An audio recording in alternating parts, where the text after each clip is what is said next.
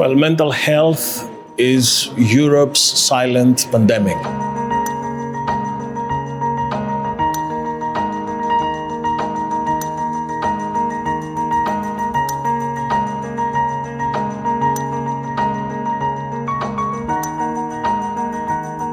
We live in a world which produces many stress factors, the pandemic, the wars, economic, energy uncertainty. But also mental health has an impact on society, with 1 in every 6 Europeans having problems of that kind. So all this compelled us to come forward with the first ever European strategy for a comprehensive mental health policy, and we're very proud to have done that. This new strategy is holistic. It addresses all aspects that matter: prevention, help, and reintegration into the economy and society.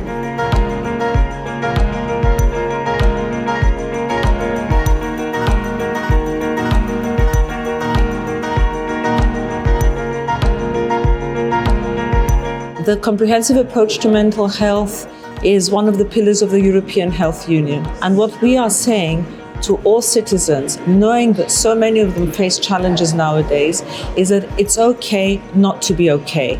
It has been too long that there has been stigma and discrimination about mental health in our everyday lives, about mental health in the workplace.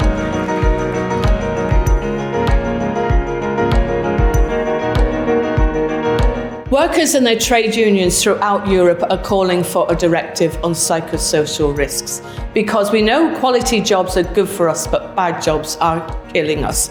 So what we need to make sure is that we have a directive that ensures that every employer, everywhere, no matter what sector, no matter what part of Europe, takes psychosocial risks seriously and puts in place measures to prevent any harm, including psychosocial harm, to workers. Every part of the job can affect and can contain psychosocial risks. But we also know that change is possible. We know that you can negotiate change, you can sit down together with the employers and identify a safe way for everybody at work. So in the same way, the same skills we used to ensure physical safety, we know that talking about the risks, identifying them, putting in place measures to counteract and get rid of those risks, that the same approach needs to be used for psychosocial risks. Wat we beter kunnen doen op Europees niveau, zeker op het niveau van de sociale dialoog, om het thema van mentale gezondheid hoger op de agenda te krijgen, is denk ik in de eerste plaats meer vertrouwen bouwen tussen werkgevers en werknemers. En het tweede, denk ik, moeten we het erover eens zijn dat we gezamenlijk moeten streven naar organisaties, naar werkgevers, waar werknemers hun beste werk kunnen doen. Dat betekent dat werkgevers moeten zorgen dat de condities er zijn, dat de omstandigheden er zijn voor die werknemers om hun beste werk te leveren. Dus al die dingen in balans brengen, werksituatie en de situatie van de individuele werknemer binnen een bepaalde werkorganisatie, dat is de sleutel tot succes. Gemakkelijk gezegd, maar helaas niet zo eenvoudig gedaan.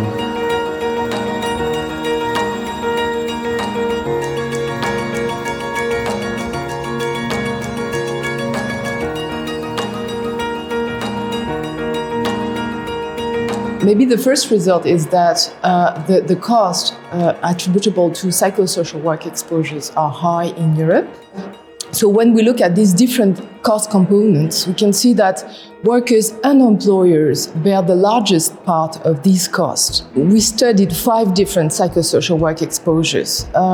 Job strain, which is a combination of high psychological demands and low decision latitude, low autonomy at work.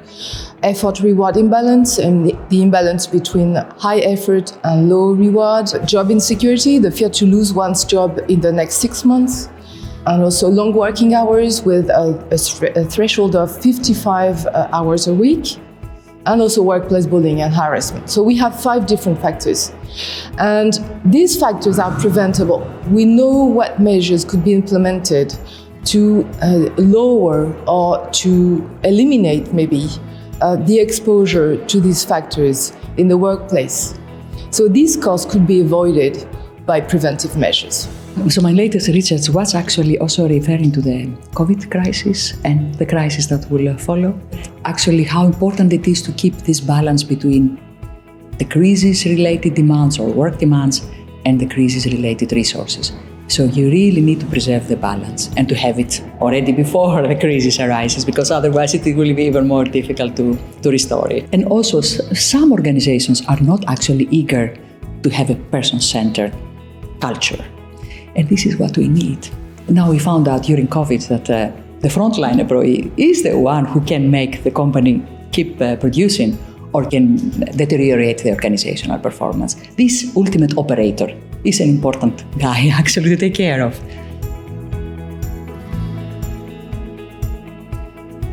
En fait, la prévention, c'est un continuum. Donc, une fois que les risques psychosociaux ne sont plus que des risques, mais qu'on constate déjà un impact sur la santé mentale des travailleurs, il est capital de disposer de moyens de détection, d'évaluation et de prise en charge de ces travailleurs, de façon à ce qu'ils puissent trouver le plus rapidement possible l'aide appropriée.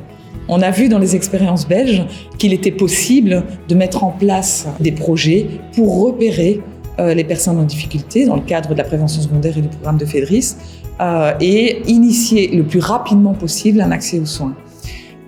Et dans le cadre des projets INAMI, du projet IPS, on a vu à quel point cela pouvait permettre à des personnes qui avaient été exclues du monde du travail de revenir, de réintégrer, d'être réinclus dans le marché du travail et donc de retrouver une place au niveau de la société en tant que travailleurs actifs.